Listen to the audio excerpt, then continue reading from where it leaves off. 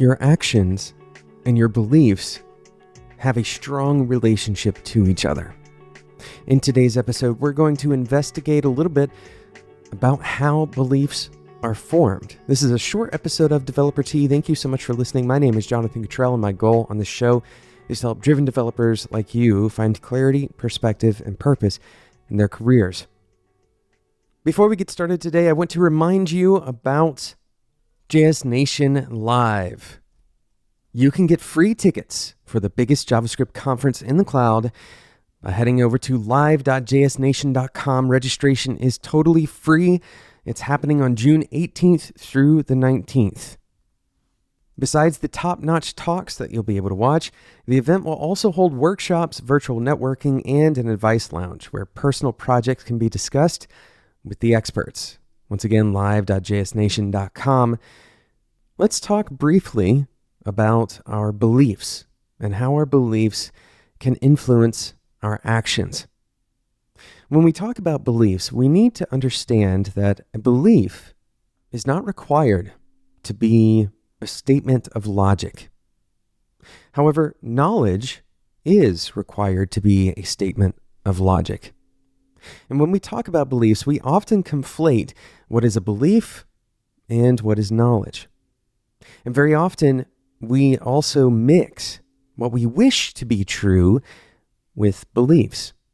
And so we run into this continuum, a continuum from what we wish to be true, our desires, to something that we believe, which may or may not even be possible to be true, and then something that we know, something that we can observe, and then we can reliably transfer that knowledge, or we can disprove or invalidate that knowledge. This is called falsifiability. And so this continuum is important because, once again, we often get confused. We often try to push the things that we want to be true into the category of knowledge.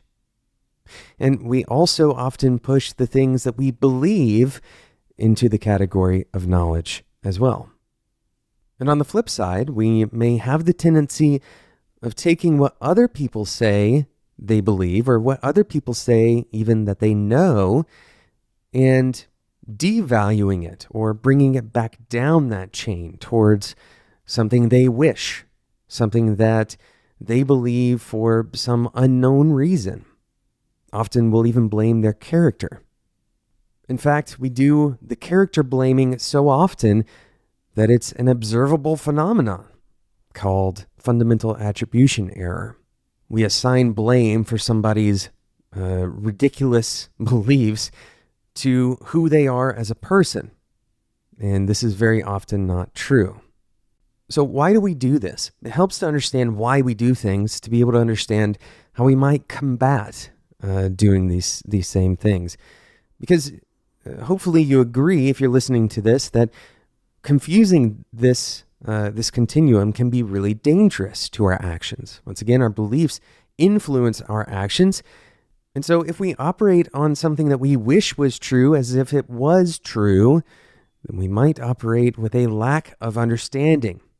And when we operate with a lack of understanding, we might try to do something to achieve an outcome, but because we're trying under the wrong pretenses, we're trying with the wrong information, we may be taking ourselves further away from the goal, or at least going parallel to the line that might lead us to the goal. So why do we do this? At a very basic level, we want to classify things in as binary of terms as we can. The gray area of belief and the gray area of desire are dangerous territory. We don't want to talk to others about the things that we believe, but are willing to accept that they may not be true. Because that's not really actionable information, and it's not really reliable. Beliefs are shifting ground, and if you talk about things that you believe and you accept that they may not be true, then you're kind of discrediting yourself. So in a social context, this is a dangerous thing to do. Explaining that your beliefs are not synonymous with the truth, accepting that in a social context can be scary. This is, in many ways, the definition of vulnerability, showing your own weakness. And in this particular way, showing your intellectual weakness. And this is incredibly important to understand because we are afraid of showing that intellectual weakness. And instead of showing weakness in a social context, and by the way, when we say social, we are including all of our interactions with basically any other human. Since we're afraid of that, in order to avoid it, we convince ourselves of things that aren't true. Or at least we convince ourselves of things without having reliable evidence that they are true. Now, it's not to say that our beliefs are never knowledge. It's not to say that even the things that we want to be true are not necessarily knowledge. Those things can overlap. We may want something to be true that is true. But we can just as easily believe something without knowing the evidence.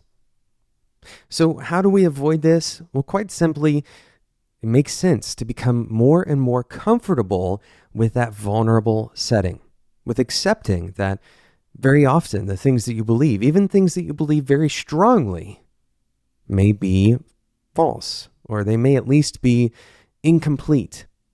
We have to become more comfortable with our own insufficiencies, even in these social contexts. Thanks so much for listening to today's episode of Developer Tea. This is a little bit shorter of an episode. If you enjoyed this episode, I encourage you to subscribe in whatever podcasting app you're currently using. But more importantly, go and check out all of the other incredible shows on the Spec Network. Head over to spec.fm to learn more about incredible content made just for designers and developers who are looking to level up in their careers. Thanks so much for listening to today's episode. This episode was produced by Sarah Jackson. My name is Jonathan Cottrell, and until next time, enjoy your tea.